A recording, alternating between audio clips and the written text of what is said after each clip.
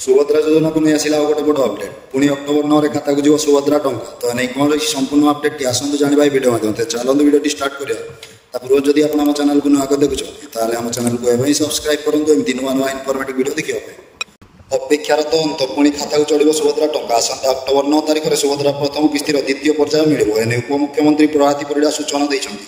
एने प्रभाती परिड़ा कहते आसंता अक्टोबर 9 सुभद्रा योजनार द्वितीय पर्याय टंका मिले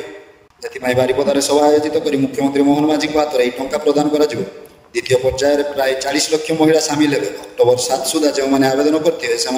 योग्य महिला मैंने योजन सामिल हे बर्तमान पर्यंत 97 लाख महिला सुभद्रा सहायता आवेदन कर सारे जो मैंने बाद पड़े से परवर्ती पर्यायर सामिल हे प्रभाती परिड़ा आहरी मार्च 8 जाए सुभद्रा आवेदन समय सीमा रही तेणु जो मैंने केवाईसी भरी ना भरले टंका निहाती पाइबे तेरे बारिपदा सभा जो महिला सहायता प्रथम आवेदन करते और जो महिला कटिले सभा